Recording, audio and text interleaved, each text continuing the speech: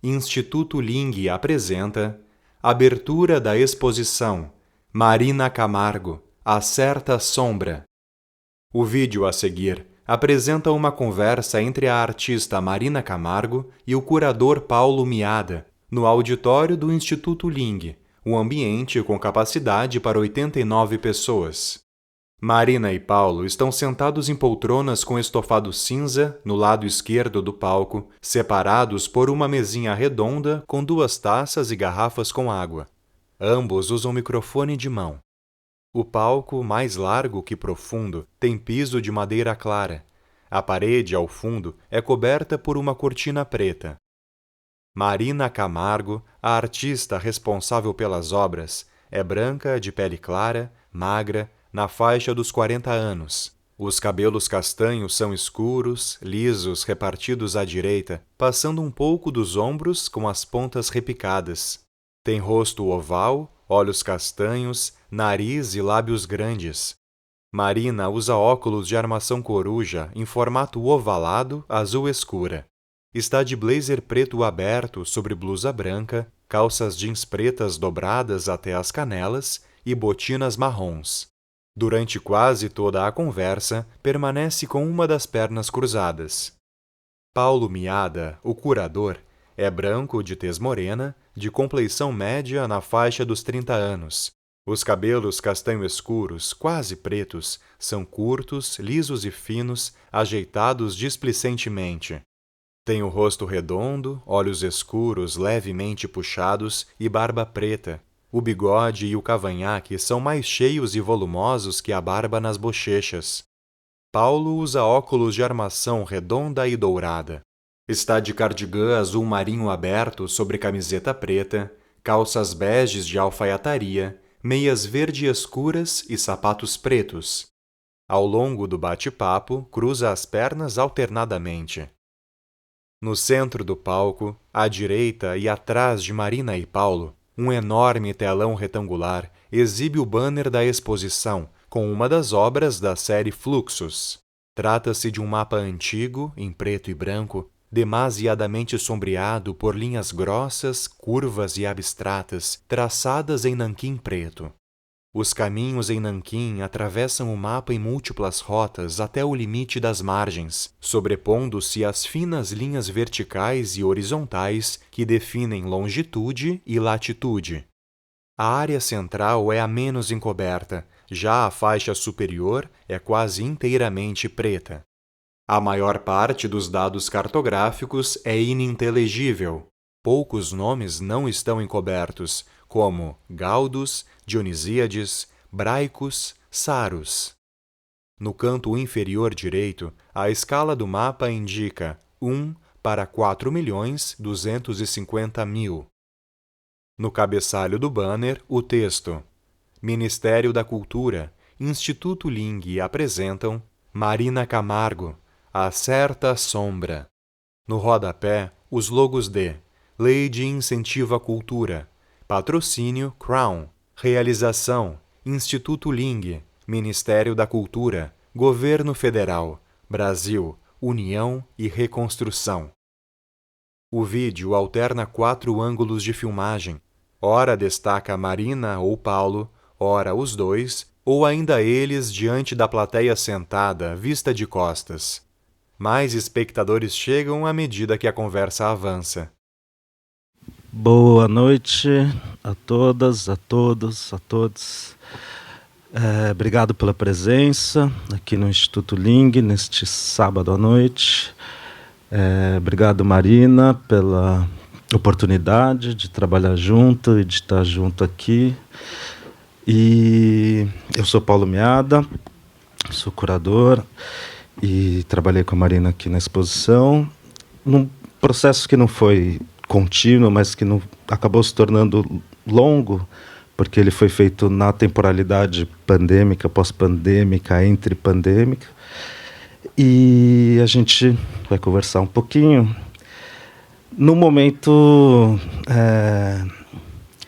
em que, a princípio, a gente começa com as palavras um pouco sobrando, porque a gente está logo aqui na presença iminente das obras que finalmente se encontraram, acharam seu lugar, acharam seu assento, e muitas estão sendo vistas pela primeira vez, a todas pela primeira vez em Porto Alegre, mas muitas pela primeira vez em qualquer lugar. E ainda por cima, depois dessa performance musical que também preencheu todo o campo da sonoridade, tornando as palavras um pouco irrelevantes. Mas ainda assim, a gente ingenuamente prometeu que ia falar, então a gente vai conversar um pouco. E já que estamos nesse contexto, acho que, Marina, eu te peço para contextualizar um pouco, introduzir um pouco, talvez começando pela performance, pelos songlines. Boa noite, obrigada pela presença de todo mundo hoje. Eu teria que agradecer muita gente, na verdade, que participou em todos os momentos da exposição, até ela estar assim, como a gente está vendo hoje. Obrigada, Paulo, por estar aqui, Laura, enfim, não vou dizer nomes para não esquecer ninguém, mas é bastante gente para agradecer. Então, vou começar falando dos songlines, né? Acho que é uma boa entrada para a nossa conversa. É um trabalho que eu iniciei em 2019 e talvez para falar dos songlines eu preciso falar de outros trabalhos, né? Assim, para situar um pouco a presença dos mapas, né? Tão frequente no meu trabalho. Na época que eu comecei a fazer os songlines, eu estava pensando ele foi feito mais ou menos pensado com a Repangeia, que está também na exposição, mas é a primeira vez que eu monto ela desse modo, instalado assim, né, não na escala de maquete, mas de fato como um trabalho né, instalado na exposição.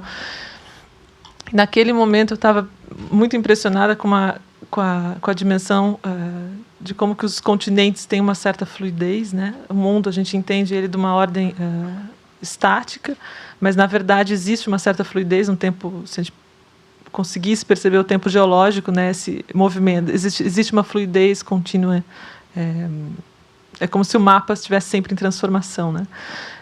Na dimensão, se a gente vai observar a dimensão das fronteiras, é mais concreta essa transformação contínua, né? Porque algumas fronteiras já foram transformadas, assim, desde que eu comecei o trabalho em 2019 até agora, né, dia da performance 2023. Então, de algum modo já está desatualizado, né, porque, por exemplo, ali na fronteira, né, Ucrânia-Rússia já não é mais aquele desenho e tal. Então é um trabalho que eu acho que fala de uma série de traduções ou saltos ou abstrações, né, de começar pensando que existe, né, essa linha divisória, que é uma linha política, né, de uma linha das fronteiras políticas. Eu estou um pouquinho nervosa. O palco não é definitivamente meu lugar, mas daqui a pouco eu relaxo e esqueço que eu estou no palco. Mas tem uma série de saltos, né, que acontecem no trabalho, que é justo a proposta do trabalho, que é de pensar essa fronteira que, na verdade, é uma divisão física, né, no espaço, no território, que, quando é transformada em mapa, ela vira uma linha, e quando ela descolada do mapa, ela vira uma abstração dessa linha, que, como eu ordenei nos songlines, né, que é quase enciclopédico, assim, uma sequência de fronteiras, que não é como a gente vê normalmente as fronteiras. E, a partir dessa organização, desse tipo de ordenamento, outro salto, talvez na mesma dimensão, né, de abstração, outra grande abstração acontece, que é transformar em música. E para fazer isso, eu convidei o Marcelo Cabral, na época, eu não estou vendo ele aqui, está lá atrás.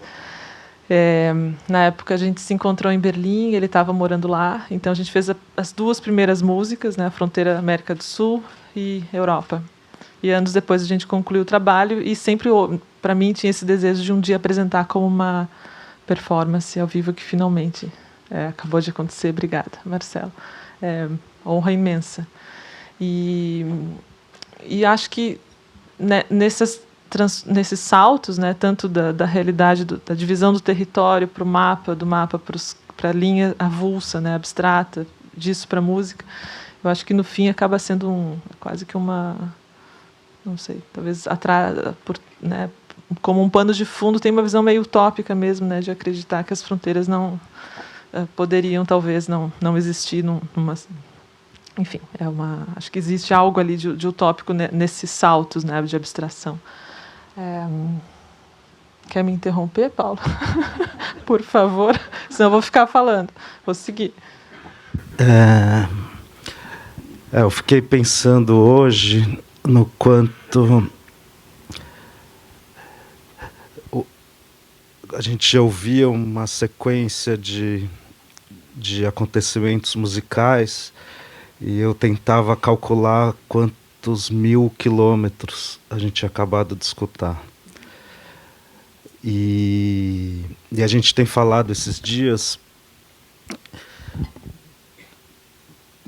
porque, obviamente, o seu trabalho está em fricção, está junto com o aparato cartográfico.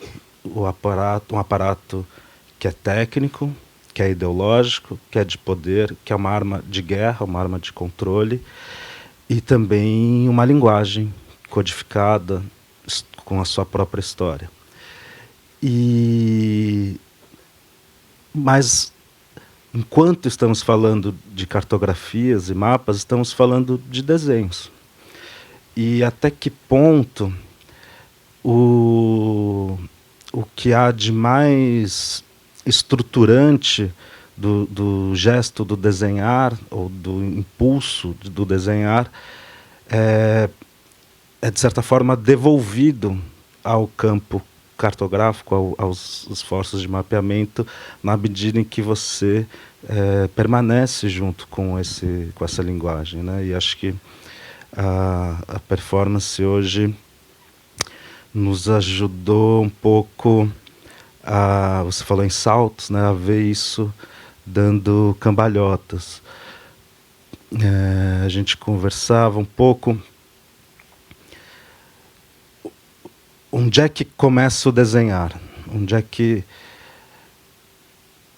Como é que na apreensão humana da existência, a capacidade de ler traços, ler marcas, ler indícios, ler acontecimentos espaciais, ambientais, da paisagem e do entorno, por um lado, ou por uma via, vira um exercício que não é apenas de interpretação, mas é de projeção de desígnio, de projeção de intenção e potencialmente de desejo, de fantasia, de expectativa. E aí essa percepção, capacidade de percepção e brevemente de representação vira um procedimento de impulsionamento de desígnios. E ao fazer isso vira desenho. E, por outro lado, como a nossa natureza enquanto seres de linguagem faz com que a expectativa de comunicar ideias abstratas, ideias lógicas, ideias sintéticas, nos faça imaginar que traçar uma linha no espaço é uma forma de transportar um certo conteúdo, transportar uma certa ideia, que é algo que a gente começa... Então, a gente vê o desenho nascendo por essas duas frentes, seja quando alguém enxerga um contorno de uma montanha e nele vê um animal, ou na forma de uma nuvem, e do outro lado, quando você quer explicar para alguém como chegar em algum lugar e você faz uma linha no ar, e aí você já está fazendo um mapa, né? E no fundo, todo mapa é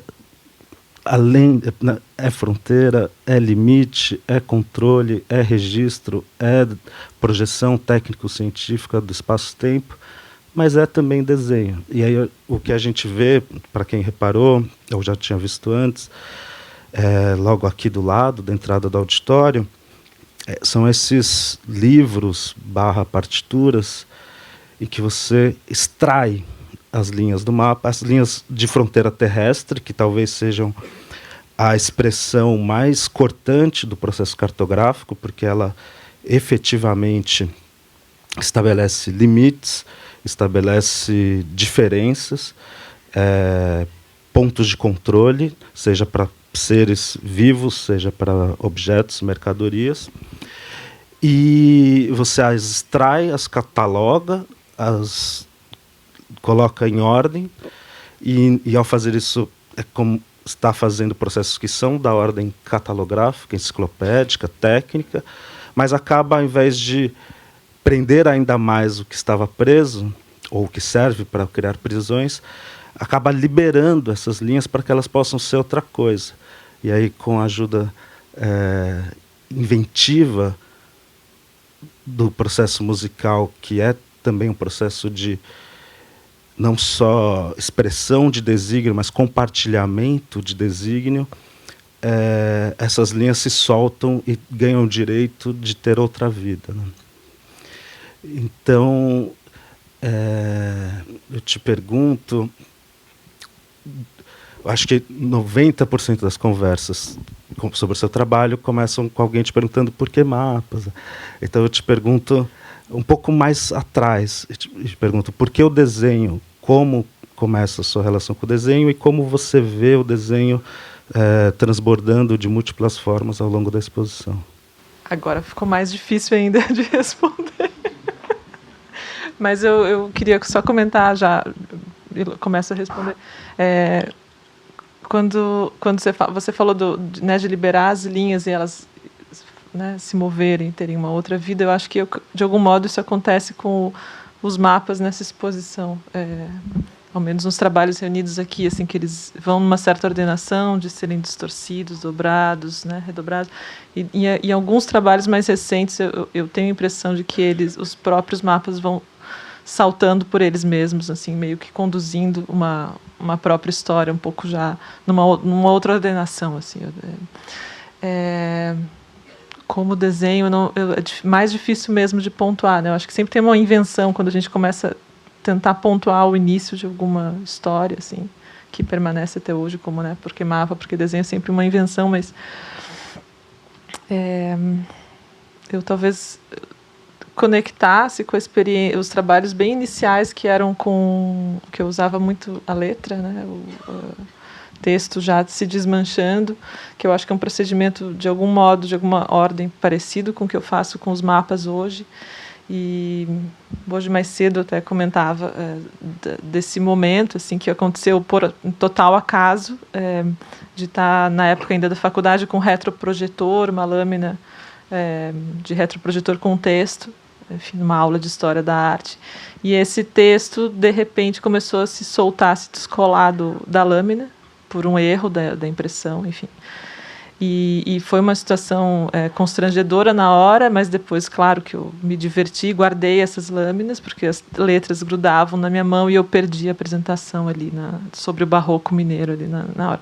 E isso foi uma experiência marcante, é claro que eu já fazia, né, desenho um pouco na base de tudo, mas ali eu acho que tem algo que depois eu volto, fiz depois as fotografias, e há uma imagem, uma experiência que eu retorno seguido, assim, porque ali tem algo que é tanto dessa estrutura de linguagem que é totalmente de repente desestruturada ao acaso e que gruda no corpo, né? Essa película fina da tinta que parece que não é um corpo, mas ela se torna um corpo, né? Que gruda no meu. E um pouco acho que é o que eu faço com esses mapas, né? Quando eu vi a Repangeia instalada, me pareceu isso, assim, né? Um pouco como se fosse uma película arrancada de um mapa e jogada de volta no espaço. E quando eu faço os mapas moles é um pouco isso, assim, meio perturbador às vezes, porque eu estou montando, fazendo, e eles meio que, né, eles realmente são moles e eles se grudam, eles são meio roupa, meio, enfim, meio precisam de um apoio, né? Então, enfim, tem uma relação, mas são linhas também, né? São também um desenho. Então tem mas especialmente eu acho que eu estou falando quando eu falo das letras, dos mapas, são desenhos que na verdade são compartilhados no nosso dia a dia de um modo meio não tão explicitamente desenhos, mas, né, são os desenhos velados, assim, que fazem parte do mundo compartilhado. E aí, cavando, deslocando isso para um outro contexto e devolvendo eles para a natureza de desenho. Acho que tem um procedimento assim, né, de deslocar, refazer e jogar de volta. Eu acho que a gente já trabalhou pontualmente algumas vezes, conhece há algum tempo, que eu não sou capaz de precisar, eu só sei que é pré-pandêmico, ou seja, do outro pedaço da vida, né? Acho que todos nós temos essa espécie de dobradiça na cronologia dos últimos anos. Uma das partes que eu acho fascinante, ou, enfim, importante do trabalho curatorial é que ele é um trabalho de dupla cumplicidade. Ele é uma cumplicidade com os públicos, na medida em que você está vendo e pensando como fazer ver, agindo um pouco como um duplo ou um pré-público, né, imaginando o que vai, a ordem e o ritmo e a quantidade de informação, como ela vai ser encontrada, descoberta ou não dita também. E, por outro lado, uma cumplicidade com um artista que está trabalhando muitas vezes, né? E aí, nesse sentido, foi muito feliz acompanhar esse processo dessa exposição, porque quando a gente, depois de conversar, adiar, esperar, né, quando finalmente a exposição começava a ganhar forma, tinha data, né, ela começava a se endereçar para hoje, você estava com alguns trabalhos que pareciam que eram totalmente coerentes com o que você vem fazendo nesses 20 anos de trabalho, mas eles também davam alguns passos fora, talvez. Eles estavam plenamente no campo do provável e do possível. Não, aliás, desculpa. Eles estavam plenamente no campo do plausível, de que, vendo eles agora, a gente fala, claro que o trabalho podia ter vindo por aqui. Mas eles não estavam evidentemente no campo do provável, no sentido de que, vendo a sequência de trabalhos, não era uma consequência imediata, lógica, de que eles iam acontecer.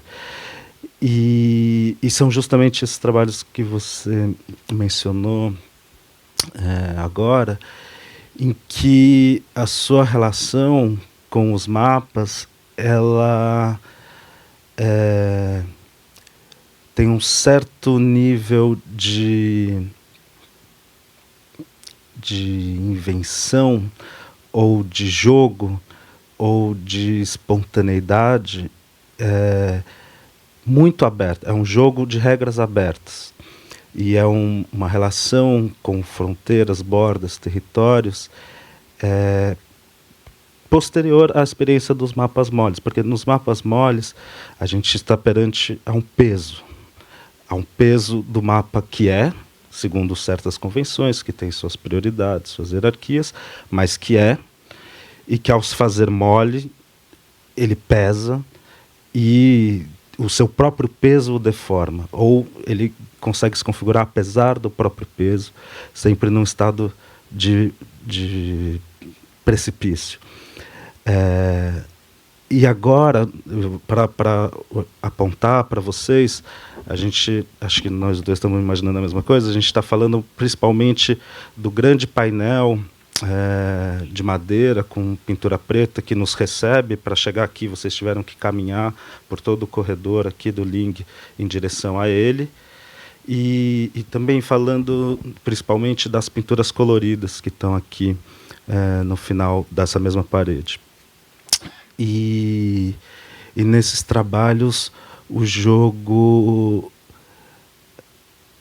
está mais liberto, porque essa geografia conhecida, medida, mensurada e hoje atualizada em tempo real com uma quantidade obscena de informações, ela não é nem o ponto de partida, nem o ponto de chegada. Ela é um meio do caminho que vai ser dobrado, torcido, deslocado, borrado, espelhado, deslocado, numa quantidade, numa variabilidade de permutações imprevisível e não regulada.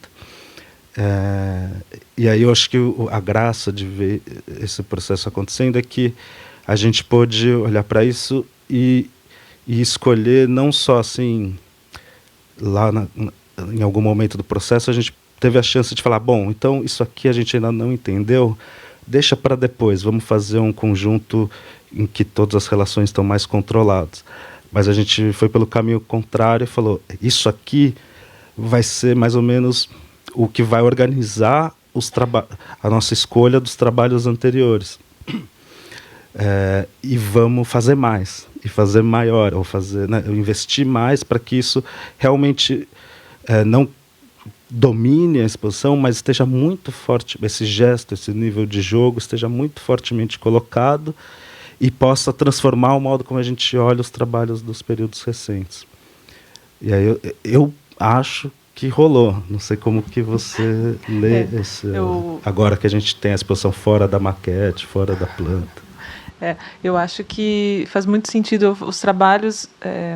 Depois, quando vocês puderem olhar, os que estão nessa parede daqui, que as partituras dos songlines, o Continente Dobrado, que é aquela escultura em latão, Repangeia.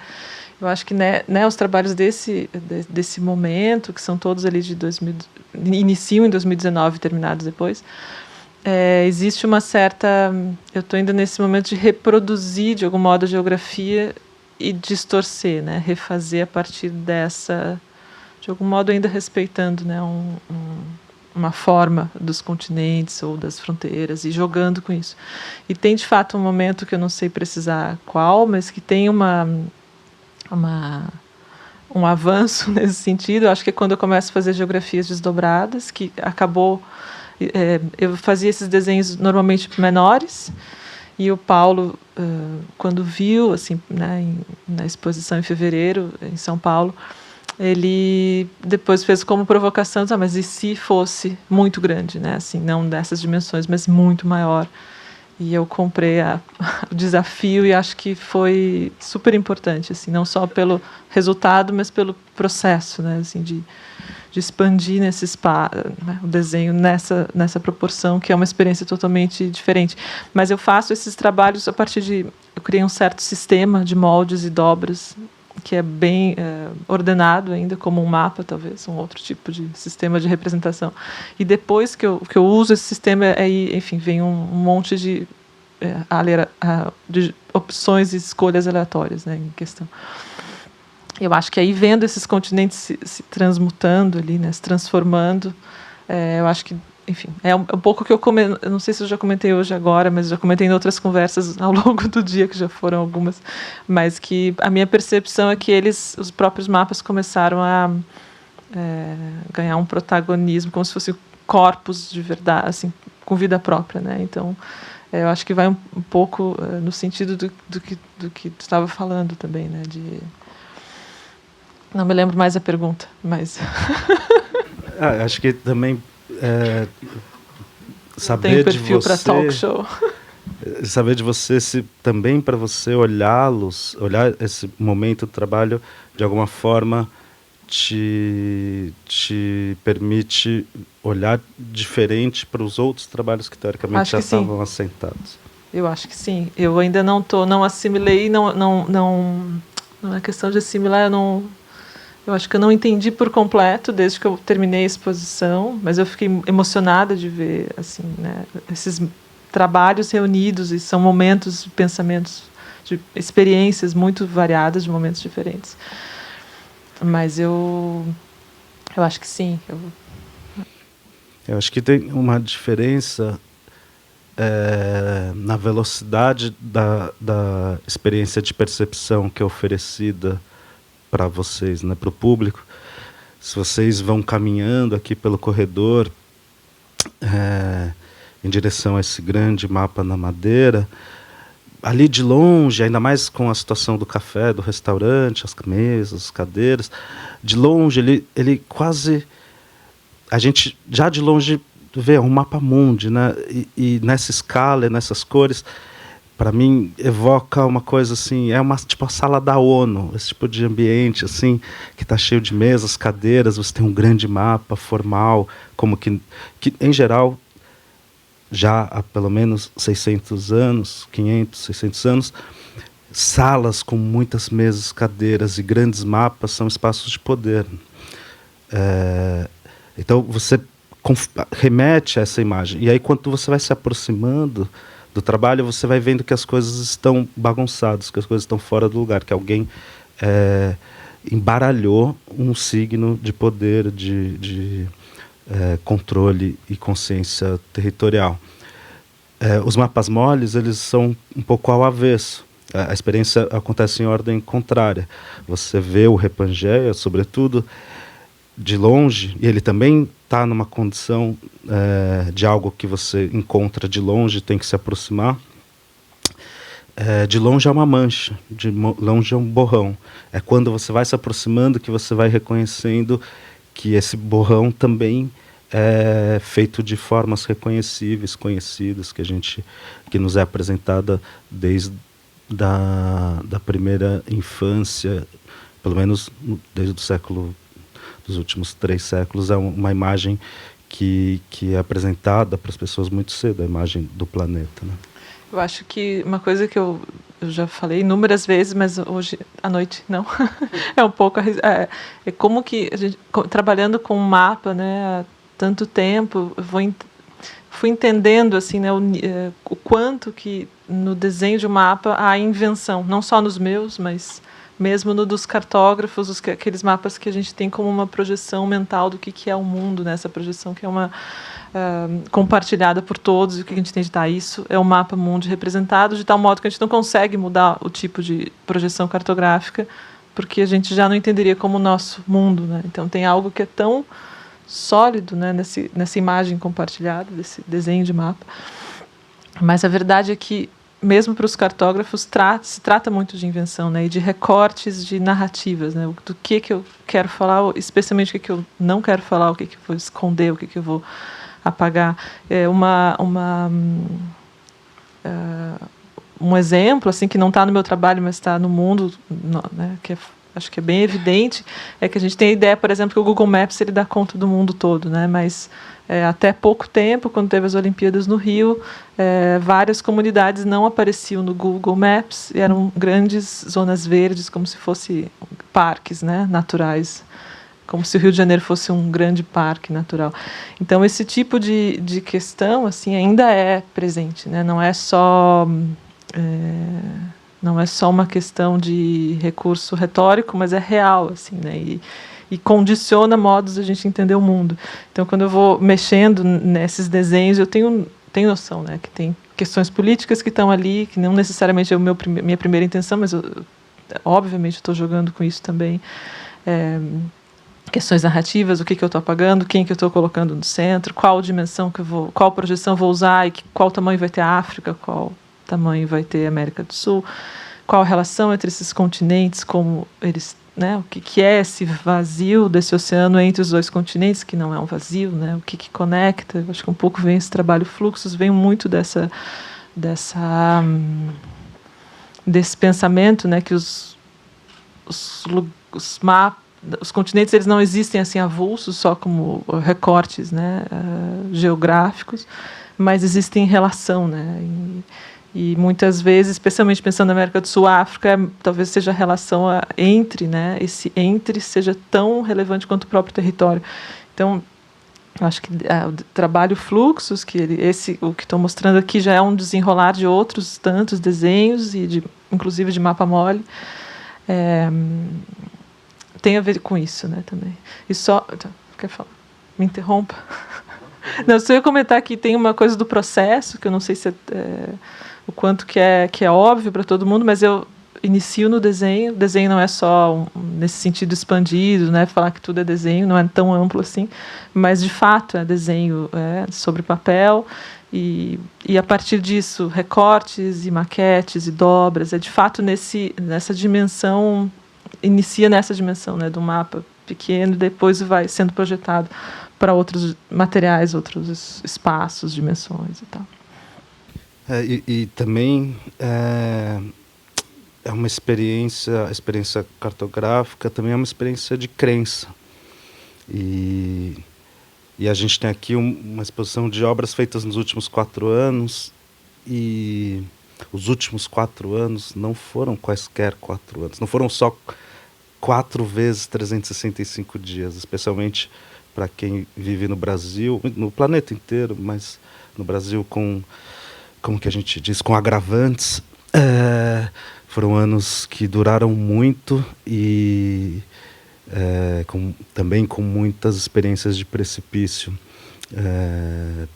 E, entre outras coisas, a gente redescobriu que mesmo a existência de um planeta esférico é muito menos consensual do que a gente acreditaria, porque mesmo ela precisa de uma experiência de crença. Eu acho que a gente podia passar, para ter certeza que não vai deixar de falar disso, pelo título da exposição, A Certa Sombra, e é legal começar ouvindo de você, porque quem primeiro começou a enxergar a sombra como uma constante no trabalho foi você mesma, quando a gente começou a falar desse conjunto de obras. Quando a gente começou a selecionar os trabalhos, eu não tinha a menor ideia do título ainda, mas eu comecei a suspeitar, não só pelo mais óbvio, que seria o mapa mole esse que tem a sombra projetada, né, mas também o painel grande de madeira, que ali também tinha algo como um teatro de sombra, sabe? Quando a gente projeta assim na escuridão com a luz, né, esse alto contraste, então um continente gerando sombra sobre o outro, se desdobrando. E é curioso pensar em sombra, porque a sombra precisa de um plano tridimensional para ser projetada, né? E eu estou falando geralmente de mapas que são totalmente planos. Então acho que tem esse descolar, né, do mapa, nem que seja dessa tinta arrancada ou no caso do continente dobrado, essa peça dourada, né, que ele é um pouco curvado, e é um mínimo gesto de dobra né, de curvatura, de distorção que faz ser possível uma sombra. E as pinturas coloridas também tinha sombra. Enfim, foi uma percepção de que tinha algo, não é que seja algo um assunto da exposição necessariamente, mas foi uma percepção a partir dos trabalhos de que a sombra estava ali, volta e meia presente, de modos diferentes, em alto contraste, em meia sombra, uma penumbra, ou uma pintura sobre o mapa, que também poderia ser entendida como uma sombra. E aí nós começamos a buscar um título, e de repente quer falar da Antumbra? Antes do título. Durante alguns minutos, o título da exposição foi Antombra, que é muito interessante como conceito, mas tem um problema de sonoridade. A Antombra interessava porque quando entra a ideia da sombra, ela tem um desafio, porque a ideia de sombra e a ideia de penumbra e de noite são atavicamente, na experiência humana, associadas ao perigo, à ameaça, sendo seres vulneráveis, né, do ponto de vista das garras e proteções naturais, e com limite de visão no escuro. A noite é um território de risco, e isso coloca todo o campo metafórico e alegórico relativo às sombras num lugar da ameaça, do perigo, etc, etc. Então, a gente não era disso que estávamos falando nesse momento. Eu passei há pouco tempo um período imerso nesse universo de alegorias, uma vez que a gente fez uma Bienal chamada Faz Escuro, Mas Eu Canto, e foi tanto em direção quanto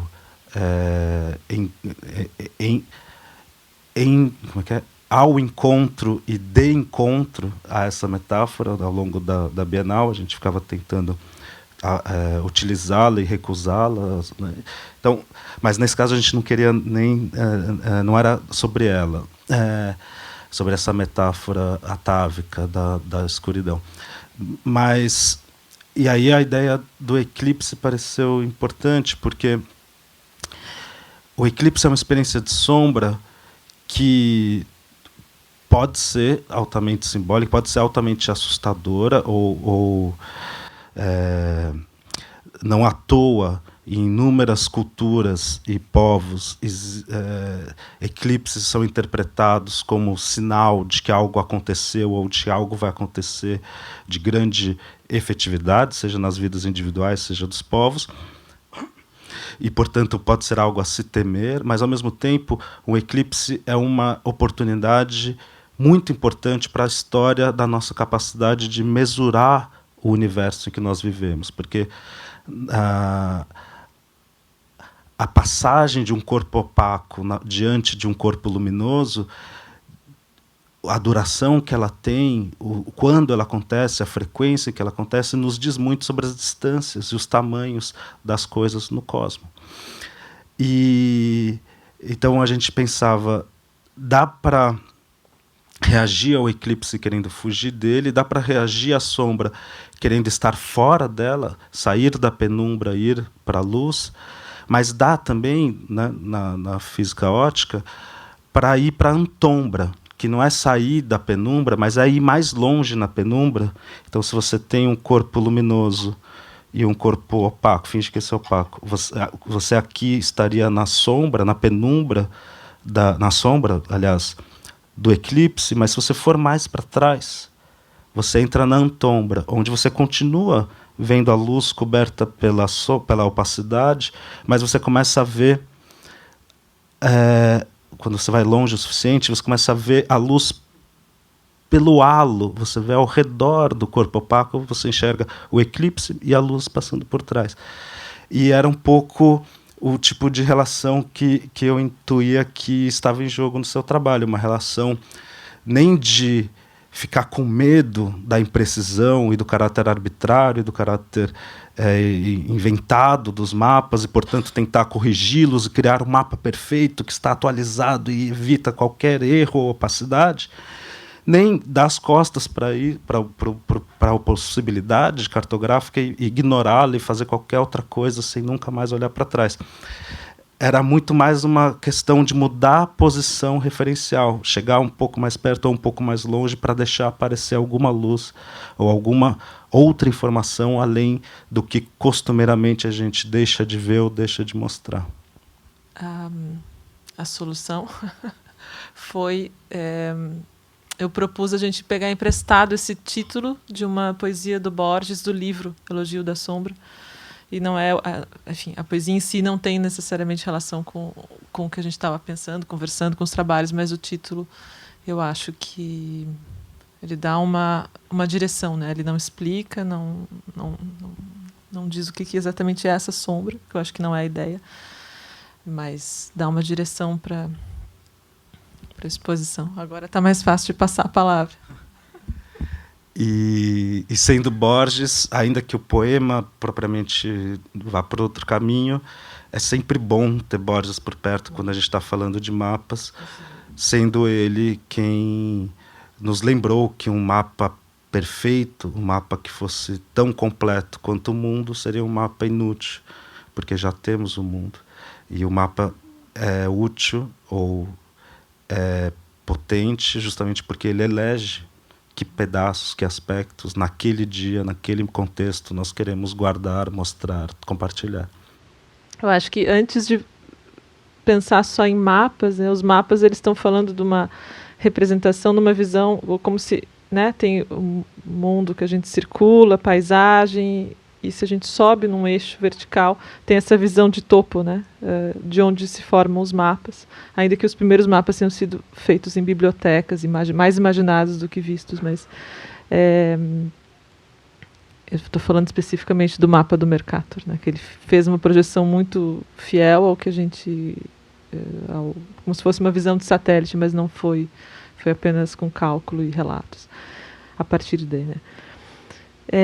Mas então tem essa outra dimensão, né, que é a experiência com os lugares, né, essa história dos lugares. E então tem 2 trabalhos que abrem a exposição. Um deles é o Farol, que é um vídeo, que que conta um pouco, é bastante, talvez, pessoal por estar em primeira pessoa. Eu tentei escapar, mudar, e o Paulo me resgatou para manter em primeira pessoa.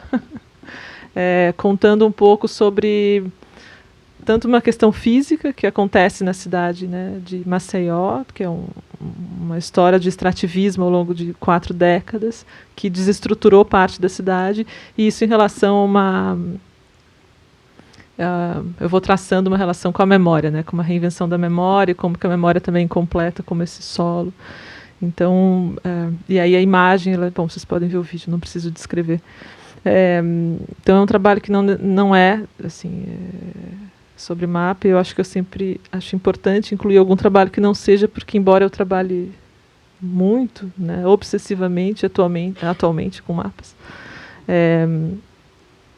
não é o único vetor ou viés de pensamento, eu acho, que está presente. E ao lado dele tem um trabalho de dimensão pequena, que é um mapa que foi reinventado. Ele simula um mapa,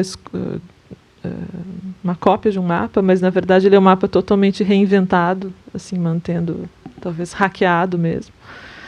E ele tem vazado ali uma região que é mais ou menos a região, né, de onde é o sertão brasileiro, que é uma fronteira absolutamente indefinida, vaga, desfocada. E uma descrição do que é, enfim, ele é realmente construído, né, simulando um mapa arrancado de um livro, mas não é. E ele também, dentro de uma própria... dentro dessa própria forma, né, do que é vazado. Enfim, não quis explicar, eu acho. Eu fiz uma descrição, vocês podem ver o trabalho, talvez o Paulo queira comentar alguma coisa. Mas, enfim, eu achei importante a posição que ele ficou. No fim, eu já não ia colocar, eu achei que não cabia em relação aos outros trabalhos. E ele, de algum modo, abre a exposição como quase como uma nota de rodapé introdutória, para talvez falar de outras coisas depois, mas eu achei... fiquei feliz com a ideia de colocar naquele, né, antes do início da exposição, assim, uma pré-introdução. Eu acho que a gente tem... como prelúdio ou como introdução, essa tentativa de mapear o sertão, ela diz muito sobre que território é esse. O sertão é uma construção, o sertão ela é uma noção de território que, em certa medida, é totalmente fabricada e produz efeitos políticos, econômicos, de separação, de direitos, por um lado, mas também de exploração, por outro, de estigma, em muitos sentidos. E ele não existe da forma como outras categorias geográficas existem. E, no entanto, ele existe. O sertão, como foi definido nos anos 70, é uma ficção. O sertão, como se define hoje, é outra. O sertão, como se aludia em textos coloniais, é outro. E nenhum deles realmente existe, mas, ao mesmo tempo, existem os sertanejos. Existe a vida sertaneja. Existe uma tecnologia sertaneja que é factual, é presente, é vida, é cultura e assim por diante. Então, começar com esse território entre nos abre para uma rede de relações que nessa exposição não se faz apenas pelas duplas. Não necessariamente as relações de cada trabalho terminam com o trabalho que lhe é vizinho. É muito mais uma montagem de constelação, em que uma coisa que é lançada aqui vai rebater 3 trabalhos adiante, 2 trabalhos adiante, 5 trabalhos adiante, e assim as coisas vão se redefinindo. Eu te ouvindo, eu fiquei pensando que talvez a exposição fale muito sobre essa suspensão dessas convicções compartilhadas, né, via representação gráfica, né? Quando eu te ouvi falando sobre o sertão, eu pensei, né, nas formas de representação cartográficas que a gente está habituado e como que essas distorções e refazer esse mapa destrói essa narrativa tão sólida, né, que vem de uma que tem um lado, né, da cartografia que é a convicção científica, né, dos dados precisos, mas tem esse outro lado que é da imagem do mundo, que ela é sempre uma invenção, assim. E a memória também, ela é misturada com invenção, e esses limites, né, podem ser invenções bem convincentes, que inclusive impostas, né, mas são invenções. Então acho que talvez seja um momento de suspender mesmo um pouco essas suspensões para jogar elas de outro modo. E talvez seja um momento, pensando na relevância do trabalho hoje e dessa conversa que a gente está tendo para o momento que estamos, talvez seja um momento em que, por um lado, a eficiência, a dispersão e o impacto de uma ideia como a ideia de fake news, do outro, a dispersão e o incremento dos dispositivos de inteligência artificial com a capacidade linguística, seja por um lado, seja por outro, um primeiro impulso é de tentar reagir a essas artificialidades, procurando alguma coisa que seja absolutamente concreta. Não, então, se a gente está coletivamente, de modo global, social, político, desamparado de uma capacidade de discernimento de verdade, então devia ter uma ferramenta que é a verdade absoluta. Não, se a gente criou uma máquina, uma técnica que é capaz de emular a nossa capacidade linguística, então a gente precisa ancorar de volta numa experiência que seja absolutamente analógica, absolutamente humana. Não vai rolar nem a verdade absoluta, nem o humano absoluto. O que pode rolar é a gente sofisticar a nossa capacidade de lidar com as ambivalências dos processos e entender que lidar com o caráter provisional, ficcional, artificial e emulatório das coisas não é uma experiência de diminuição ou de conclusão e diminuição da margem de erro. É uma experiência de acréscimo da necessidade de engajamento, trabalho, invenção, elaboração, negociação. As coisas só ficam mais complexas.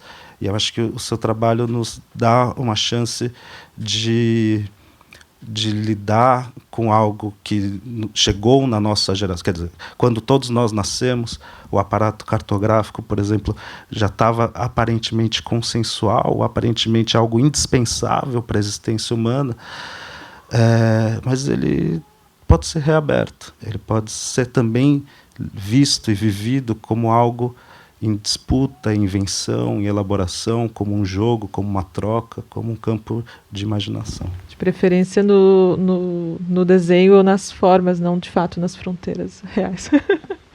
Né? Digo, não, sim, a gente está falando da arte, mas eu pensei na hora que disputa dessa reinvenção que uma guerra não deixa de ser, né? Uma reinvenção tanto de fronteira quanto de narrativa, quanto de... Mas ela também se transforma... É engraçado. Uma fronteira se transforma quando alguém vai lá e diz, não, agora daqui para lá é meu também, então eu puxo ou empurro aquela linha. Mas ela também se transforma, como a gente viu se transformar nos últimos séculos, na medida que você fala, olha, é uma fronteira, mas a partir de agora eu faço um acordo com você que essa fronteira não é mais muro. Ela pode ser permeável de uma forma que antes não era. Nesse momento, aquela linha continua no mapa, mas ela vira outra coisa. Boa noite, Marina. Oi, boa noite. Tudo bom? Então, em primeiro lugar, parabéns pela tua exposição, né, e todas as questões que teu trabalho traz. E agora, na última fala de vocês, eu fiquei com uma pergunta, uma dúvida. Ou se tu puderes falar um pouco mais, Marina, qual é a relação entre a questão ficcional nas fronteiras dos teus mapas e o real? Porque imagino que em alguns trabalhos tu tenhas uma relação muito forte com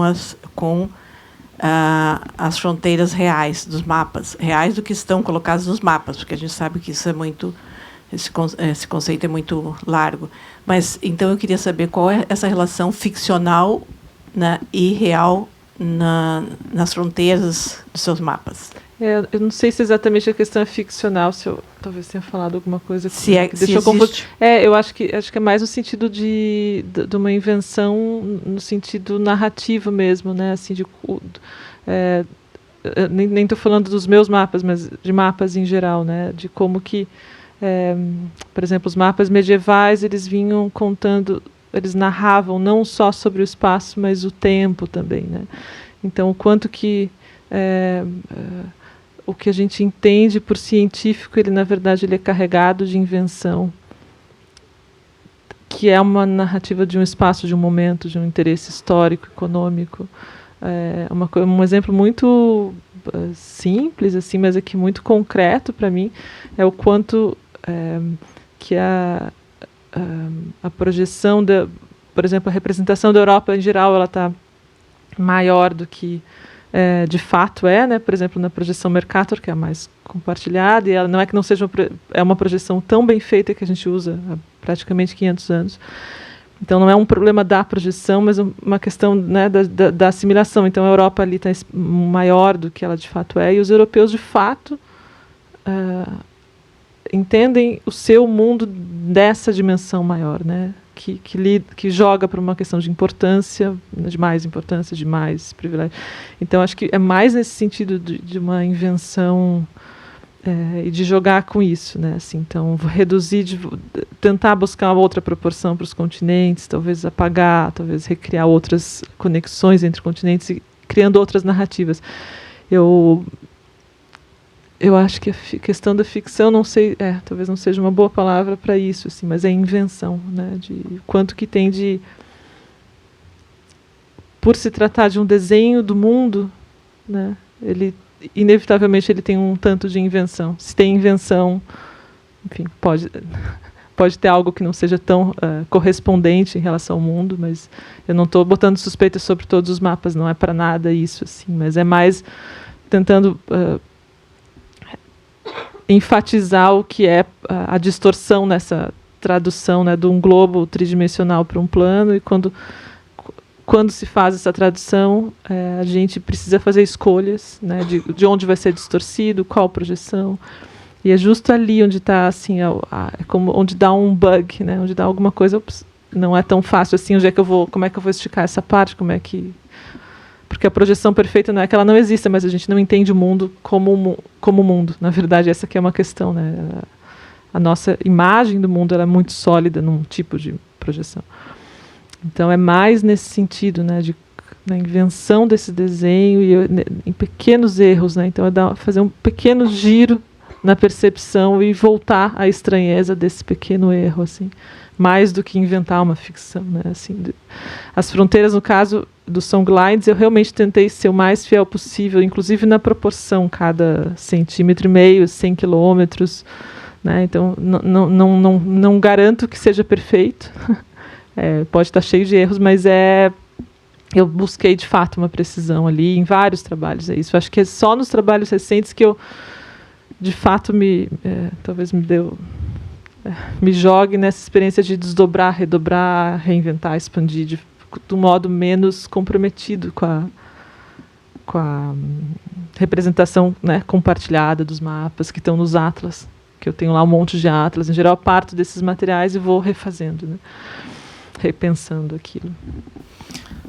Se um mapear é um desenhar, e o desenhar carrega desígnio, esse desígnio pode ser uma expressão do desejo e portanto, uma porta que pode carregar uma intencionalidade criadora, mas também o desígnio pode ser uma expressão do arbítrio e do controle e da vontade de impor ou cristalizar uma ficção de propriedade, simplicidade, pureza e assim por diante. Eu acho que a ideia de ordem é muito presente, né, quando a gente fala em mapa, porque ele dá tanto um sentido de controle de ordem do mundo, quando a gente tem um mapa na mão, mas, ao mesmo tempo, acho que ele está representado um tipo de ordem do mundo, E é algo que me interessa muito, assim, quando eu estou pensando nos mapas, é pensar, mas qual ordem, né? Qual ordem possível, quais ordens podem ser representadas para além do que os cartógrafos já fazem. Eu acho que... Marina, uma curiosidade, assim, tem algo que pelo menos para mim é novo, assim, e teu trabalho ele é marcado pela questão do uso, né, da cor preta. Tu sempre tens a coisa do desenho, a questão desse preto, que na verdade é a ausência, né, de cor, e nessa exposição tu estás trazendo trabalhos explorando questões da pintura, né, e cor. Eu gostaria que tu falasses um pouco sobre isso. Estou curiosa para te ouvir sobre isso. Obrigada. Uma boa colocação. Então, eu já tenho feito esses trabalhos há uns 2 anos, e quando eu comecei, talvez voltei a pintar, depois de muitos anos. Enfim, primeiro eu guardei essas pinturas, só alguns amigos talvez já tenham visto, não estou vendo ninguém aqui, enfim. Alguns acompanharam, outros não, mas eu esperava um momento para ver se isso ia desenrolar em algum lugar, né? Que sempre eram mapas, na verdade, desde que eu voltei a pintar mapas. Mas achei que fazia sentido, assim, por estar lidando com os mapas, que em geral tem um tipo de paleta, existe, né, a separação entre continentes e tal. Mas aí a própria experiência, né, de voltar a pintar foi algo muito forte para mim, assim, de uma certa suspensão do tempo, né, não fazia diferença se eu teria 18, 80 anos, algo ali se suspendeu assim, de um jeito muito único. E talvez pela força da experiência eu resolvi preservar isso por um tempo. E sei lá, aí o Paulo achou que era o momento de mostrar algumas, ele topou. E é isso, para mim é emocionante, eu não sei, não acho que nem que eu precise, né, assim, enquadrar uma coisa em relação a outra. Eu acho que está muito dentro desse recorte de que os mapas foram ganhando vida própria e eles que vão me conduzindo, assim, de uma coisa para outra, de um salto para o outro, que não é um salto no nada, né, mas assim, é um trabalho constante ali no ateliê e uma coisa vai levando a outra. Por anos eu achei que eu estava fazendo o último trabalho com mapas. Eu digo, esse é o último. Aí vinha mais um, vinha mais um. Até que uma hora eu digo, tá, ok, né, vou só seguir. Acho que não é o último ainda. E à medida fazer esse painel grandão de madeira foi uma experiência também, outra também dessa ordem, assim, meio... que eu não sei se esse tipo de experiência é relevante ou não para comentar, porque é da ordem da experiência do ateliê, né? O quanto que isso está ou não no trabalho, acho que não é o meu papel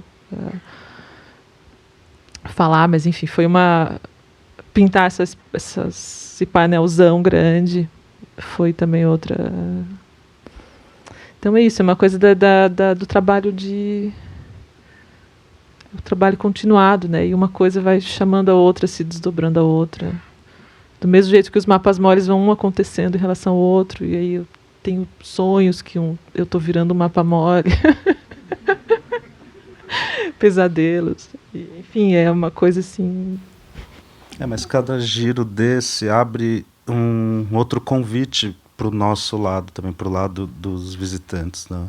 Os mapas moles carregam o legado das obras mole da Lygia Clark. Nesse sentido, eles nos lembram que existe uma corporalidade em cena e ainda que a gente não os toque, nos remetem à possibilidade de tentar carregá-los e à possibilidade deles resistirem à nossa suspensão e a esta materialidade que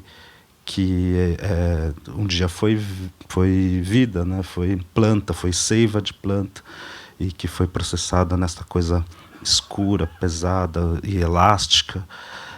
E essas pinturas coloridas, o Nick, que é um interlocutor constante de muita coisa, né, Marina, descreveu muito bem. Eles formam quase retratos. Em vários deles, aquele fragmento do globo, ele está um pouco solto de uma ideia de planisfério, né, de planificação do planeta inteiro, e quase como se um pedaço do planeta fosse isolado, desdobrado, espelhado e estivesse posando para um tipo de retrato. E nesse caso seria um retrato sabe aqueles retratos de alma, né, com aura, a cor da aura da pessoa, assim, você está com uma aura roxa, cuidado. Aqueles mapas têm algo que é um pouco de uma faixa de vibração que só a cor pode carregar, né? Não só a cor, né, no matiz da cor, mas a intensidade, a saturação, o nível tonal, a definição mais ou menos uniforme da distribuição do pigmento, os processos, as áreas mais manchadas, mais saturadas. Obrigado, boa noite.